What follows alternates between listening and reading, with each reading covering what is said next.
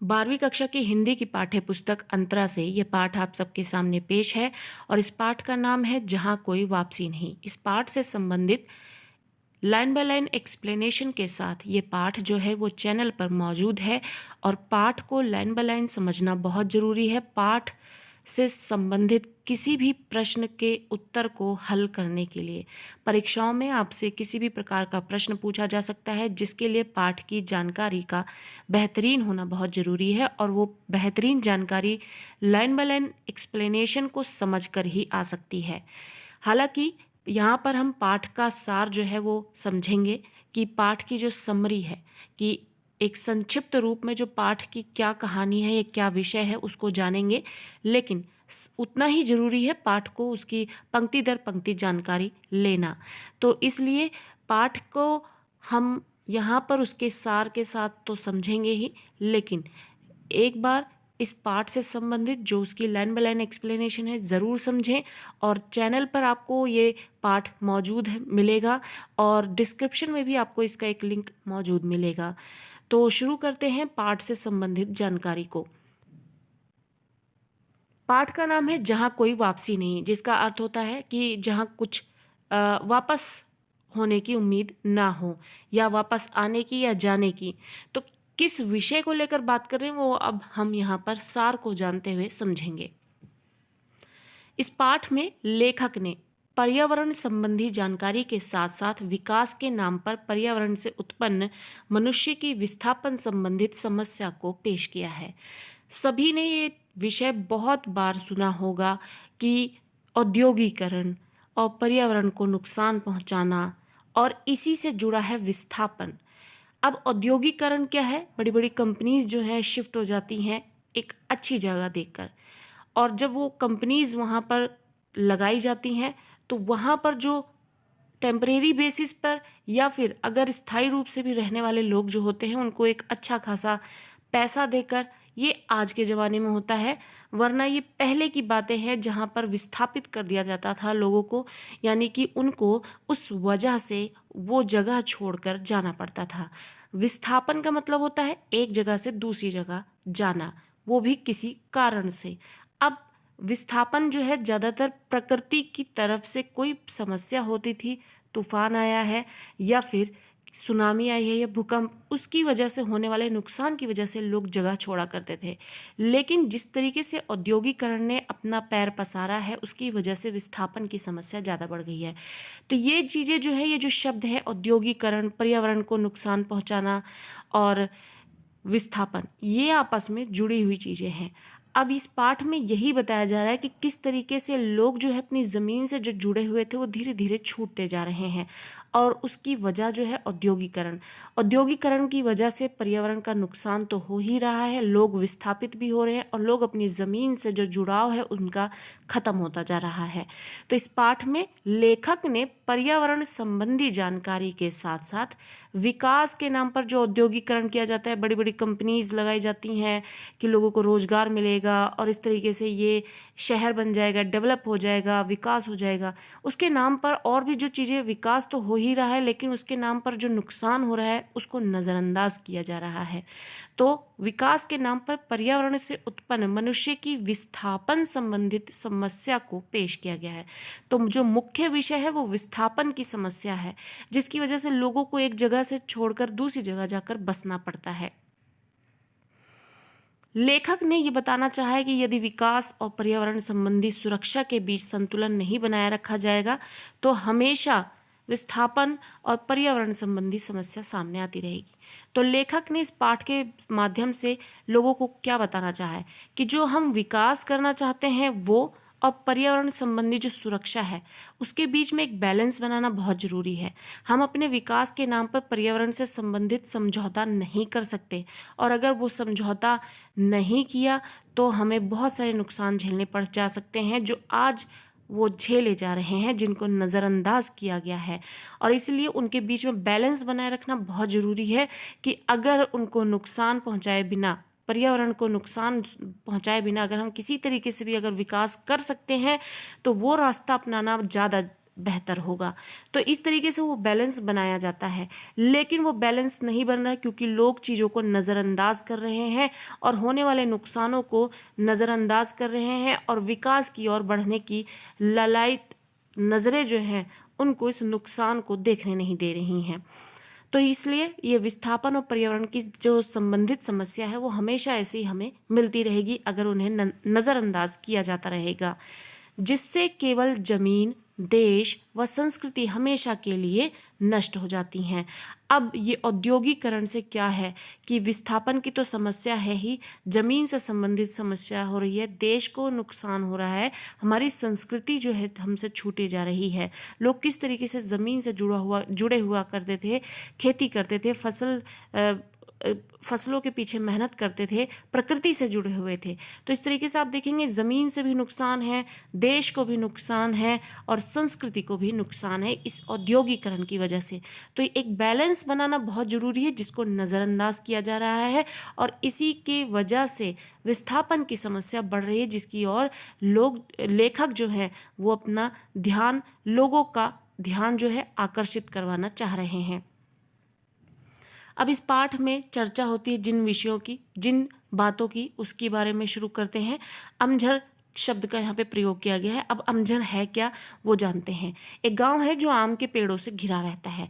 अमझर, आप देखेंगे शब्द से ही थोड़ा मतलब, जहाँ आम जो है वो झरते रहते हैं, आम मिलते रहते हैं, बहुत सारे आम की जो है खेती है, बागवानी है, जो भी कह लीजिए, वो गांव जो है आम के माध्यम से ही जाना जाता है, इसलिए वो अमझर है। तो ये गांव जो है वो आम के पेड़ों से घिरा रहता है जहां आम झड़ते हैं। जब से सरकारी घोषणा हुई है कि अमरौली प्रोजेक्ट के तहत नवागांव के अनेक गांव उजाड़ दिए जाएंगे, तब से आम के पेड़ सूखने लगे हैं। अब यहाँ पर सरकारी घोषणा के बाद पेड़ क्यों सूख रहे हैं, ये सोचने की बात है।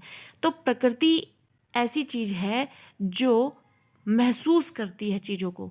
आपने कई बार वैज्ञानिक तर्क भी सुने होंगे और लॉजिक भी सुने होंगे, जहाँ बताया जाता है कि अगर पेड़ पौधों के बीच म्यूज़िक चला दिया जाए तो बहुत अच्छी तरीके से और पनपते हैं। तो ये कोई कहावत नहीं है या सिर्फ अफवाह नहीं है, ये ऐसा एक्चुअल में होता है। तो जिस तरीके से पेड़ पौधों को हवा पानी की ज़रूरत होती है, वो ऐसे ही उनको एक अच्छे माहौल की भी ज़रूरत होती है, मानव की भी ज़रूरत होती है। तो जब से सरकारी घोषणा हुई है, लोग वहाँ से जा रहे हैं, अपना सामान उठा रहे हैं, विस्थापित हो रहे हैं, और जिसकी वजह से आम के पेड़, जो कि आम से ही घिरा हुआ था वो गांव, तो आम के ही पेड़ सूखेंगे। तो क्योंकि इस तरीके की निराशा जो है उस गांव में फैल चुकी थी, पेड़ भी सूखने लगे। तो यहाँ पर हम देखने को पा रहे हैं कि इंसान को जब समस्या होती है तो पेड़ों को भी वो समस्याएं महसूस होती है, वो भी निराश होते हैं, दुखी होते हैं और प्रकृति पर भी उसका असर पड़ता है। उन पर सूनापन छा गया। आदमी उजड़ेगा तो फिर पेड़ जीवित कैसे रहेगा, क्या करेंगे रहकर जीवित। इस तरह प्रकृति के साथ खिलवाड़ शुरू हो जाता है। अब आधुनिक भारत के जो नए शरणार्थी हैं, जिन लोगों को औद्योगिकरण की आंधी ने अपने घर जमीन से हमेशा के लिए अलग कर दिया, वही लोग आधुनिक भारत के नए शरणार्थी कहलाए। तो आधुनिक भारत के नए शरणार्थी कौन है? जो औद्योगिकरण के कारण जो है अपने घर जमीन को छोड़कर इधर से उधर विस्थापित हो रहे हैं। अब इसलिए नए जमाने के शरणार्थी क्यों कहे जा रहे हैं? क्योंकि अब जो है विस्थापन की समस्या औद्योगिकरण की वजह से होता है। पहले विस्थापन जो है वो प्राकृतिक प्रकोप की वजह से हुआ करते थे, लेकिन अब ज़्यादातर जो विस्थापन है वो औद्योगिकरण की वजह से हो रहे हैं। इसलिए ये आजकल यानी आधुनिक भारत के नए शरणार्थी कहला रहे हैं। प्रकृति और औद्योगिकरण के कारण विस्थापन में अंतर। अब जो प्रकृति से विस्थापन होता है यानी प्रकृति के प्रकोप की वजह से जो विस्थापन होता है वो, और औद्योगिकरण के कारण जो विस्थापन होता है उसमें क्या फर्क है? बाढ़ या भूकंप के कारण जब लोग अपने घर को छोड़ते हैं, कुछ समय के लिए सुरक्षित स्थान पर चले जाते हैं और स्थिति सामान्य होने पर वापस अपने घर लौट आते हैं, उन्हें प्रकृति के कारण विस्थापित कहा जाता है। जब लोगों को औद्योगिकरण और विकास के नाम पर घर जमीन से अलग कर दिया जाता है और ये लोग फिर कभी वापस नहीं आ पाते, उन्हें औद्योगिकरण के नाम पर विस्थापित कहा जाता है। तो दोनों में एक छोटा कहने के लिए फ़र्क है, लेकिन वो बहुत बड़ा अंतर है। वो अंतर ये है कि प्रकृति की वजह से भी लोग विस्थापित होते हैं और औद्योगिकरण की वजह से भी विस्थापित हो रहे हैं, एक जगह से दूसरी जगह बस रहे हैं। फ़र्क ये है कि प्रकृति की वजह से जब विस्थापित होते हैं तो वो कुछ समय के बाद माहौल सामान्य होने पर वापस अपनी जगह पर आ जाते हैं, लेकिन औद्योगिकरण से जो विस्थापन होता है उसमें एक बार जगह छोड़ने पर दोबारा उस जगह पर नहीं जाया जा सकता। यूरोप एवं भारत की पर्यावरण संबंधित चिंताएं। अब यूरोप में जो चिंता है पर्यावरण को लेकर और भारत में जो है उसमें क्या फर्क है। यूरोप एवं भारत की जो पर्यावरण संबंधी चिंता है बहुत ही अलग है।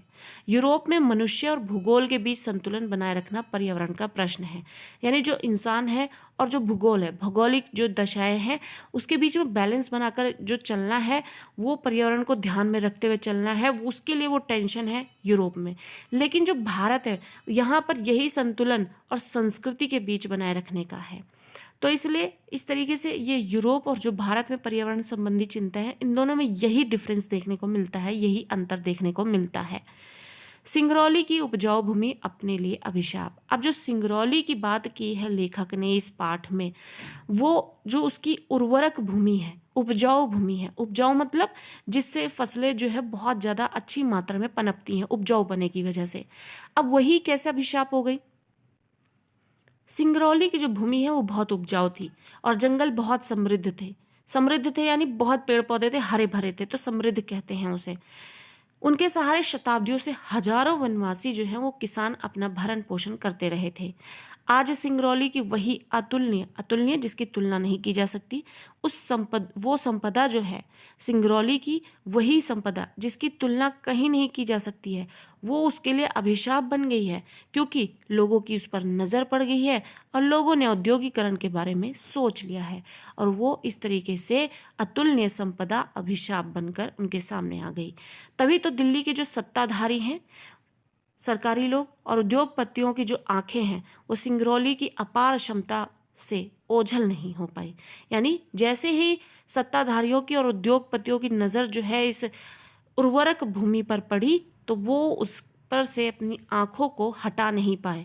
सिंगरौली जो अपने प्राकृतिक सौंदर्य के कारण बैकुंठ और अकेलेपन के लिए काला पानी माना जाता था, तो सिंगरौली जो है वो अपने सौंदर्य की वजह से दो जगहों के नाम से कंपेयर की जाती है, बैकुंठ के समान और काले पानी के समान मानी जाती थी। अब प्रगति के मानचित्र पर राष्ट्रीय गौरव के साथ उपस्थित हो चुका है, लेकिन जो प्रकृति से जो जुड़ाव है और जो लोग वहाँ से विस्थापित हुए हैं वो किस तरीके से नज़रअंदाज किया गया है, इस गौरव को प्राप्त करने के लिए वो लोग आज भी भूले बैठे हैं। अब औद्योगिकरण के कारण जो पर्यावरण संकट हुआ है वो कैसा है। ये सच है कि औद्योगिकरण से पर्यावरण संकट पैदा हुआ है। औद्योगिकरण के कारण गांव के गांव जाकर लोगों को जमीन से मुक्त कर दिया गया है। ऐसा करके वहां का परिवेश तो खराब हुआ ही है, उसके साथ मनुष्य और उसका परिवेश भी उजड़ गया है। यानी प्रकृति को तो हम नुकसान पहुंचाते ही हैं औद्योगिकरण की वजह से, साथ ही जो परिवेश है वो भी खराब होता है और जो मनुष्य है उसका भी परिवेश जो है वो उजड़ जाता है। एक जगह से हटकर दूसरी जगह बसना बहुत ही कठिन चीज होती है, तो इसलिए परिवेश जो है वो उजड़ जाता है, जिससे प्रकृति, मनुष्य व संस्कृति का संतुलन गड़बड़ा गया।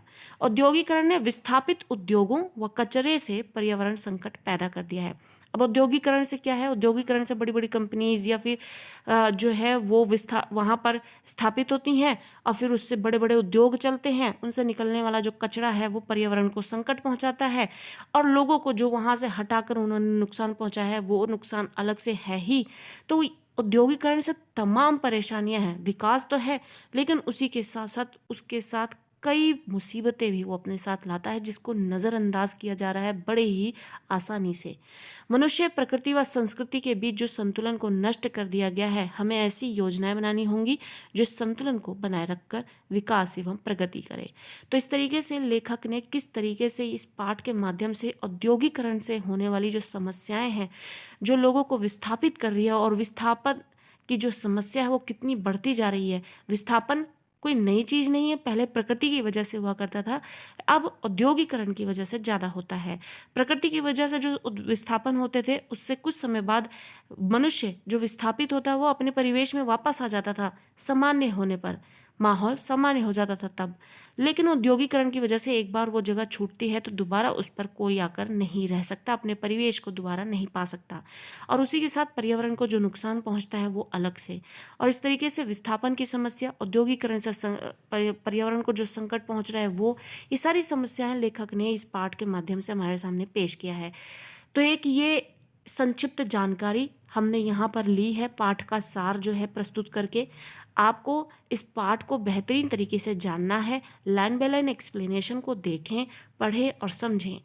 एक बार पाठ के सार को समझ लें जिससे आपको विषय समझ में आ जाए, उसके बाद लाइन बाय लाइन एक्सप्लेनेशन को पढ़ेंगे, आपको बेहतरीन तरीके से वो पाठ समझ में आएगा और डिस्क्रिप्शन में आपको उस पाठ का लिंक मिल जाएगा। आशा करते हैं पाठ आपको बेहतरीन तरीके से समझ में आया होगा। धन्यवाद।